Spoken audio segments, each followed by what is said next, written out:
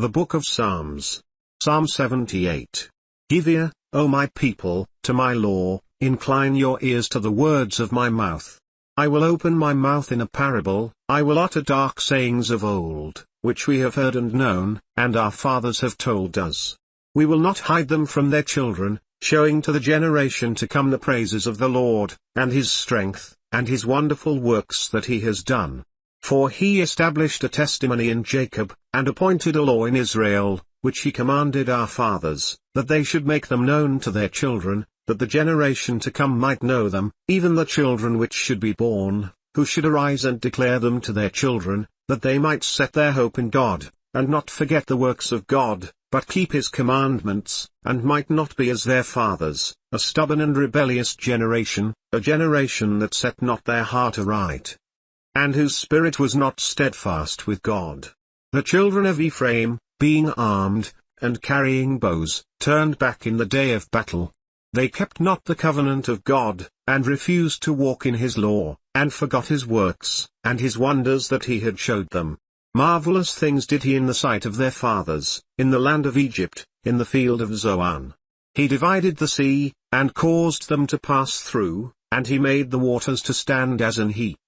In the daytime also he led them with a cloud, and all the night with a light of fire. He split the rocks in the wilderness, and gave them drink as out of the great depths. He brought streams also out of the rock, and caused waters to run down like rivers. And they sinned yet more against him by provoking the Most High in the wilderness. And they tempted God in their heart by asking meat for their lust. Yes, they spoke against God, they said, Can God furnish a table in the wilderness? Behold, he smote the rock, that the waters gushed out, and the streams overflowed. Can he give bread also? Can he provide flesh for his people?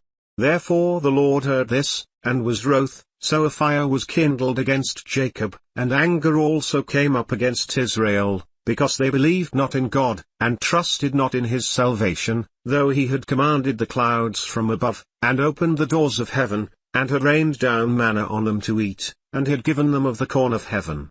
Man did eat angels' food, he sent them meat to the full. He caused an east wind to blow in the heaven, and by his power he brought in the south wind. He rained flesh also on them as dust, and feathered fowls like as the sand of the sea, and he let it fall in the middle of their camp, round about their habitations. So they did eat, and were well filled, for he gave them their own desire, they were not estranged from their lust. But while their meat was yet in their mouths, the wrath of God came on them, and slew the fattest of them, and smote down the chosen men of Israel. For all this they sinned still, and believed not for his wondrous works. Therefore their days did he consume in vanity, and their years in trouble. When he slew them, then they sought him, and they returned and inquired early after God. And they remembered that God was their rock, and the high God their Redeemer. Nevertheless they did flatter him with their mouth, and they lied to him with their tongues. For their heart was not right with him, neither were they steadfast in his covenant. But he, being full of compassion, forgave their iniquity, and destroyed them not. Yes, many a time turned he his anger away, and did not stir up all his wrath. For he remembered that they were but flesh, a wind that passes away, and comes not again. How oft did they provoke him in the wilderness, and grieve him in the desert? Yes, they turned back and tempted God, and limited the Holy One of Israel. They remembered not his hand, nor the day when he delivered them from the enemy. How he had worked his signs in Egypt, and his wonders in the field of Zoan. And had turned their rivers into blood, and their floods, that they could not drink. He sent divers sorts of flies among them, which devoured them, and frogs, which destroyed them. He gave also their increase to the caterpillar, and their labor to the locust.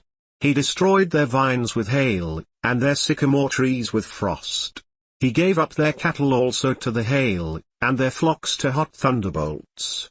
He cast on them the fierceness of his anger, wrath, and indignation, and trouble, by sending evil angels among them. He made a way to his anger, he spared not their soul from death, but gave their life over to the pestilence, and smote all the firstborn in Egypt, the chief of their strength in the tabernacles of Ham, but made his own people to go forth like sheep, and guided them in the wilderness like a flock. And he led them on safely, so that they feared not, but the sea overwhelmed their enemies. And he brought them to the border of his sanctuary, even to this mountain, which his right hand had purchased. He cast out the heathen also before them, and divided them an inheritance by line, and made the tribes of Israel to dwell in their tents. Yet they tempted and provoked the Most High God, and kept not his testimonies, but turned back, and dealt unfaithfully like their fathers. They were turned aside like a deceitful bow. For they provoked him to anger with their high places, and moved him to jealousy with their graven images. When God heard this, he was wroth, and greatly abhorred Israel, so that he forsook the tabernacle of Shiloh, the tent which he placed among men, and delivered his strength into captivity, and his glory into the enemy's hand. He gave his people over also to the sword, and was wroth with his inheritance. The fire consumed their young men, and their maidens were not given to marriage. Their priests fell by the sword, and their widows made no lamentation. Then the Lord awaked as one out of sleep, and like a mighty man that shouts by reason of wine. And he smote his enemies in the hinder parts, he put them to a perpetual reproach. Moreover he refused the tabernacle of Joseph, and chose not the tribe of Ephraim, but chose the tribe of Judah, the Mount Zion which he loved. And he built his sanctuary like high palaces, like the earth which he has established forever. He chose David also his servant, and took him from the sheepfolds, from following the ewes great with young he brought him to feed Jacob his people, and Israel his inheritance.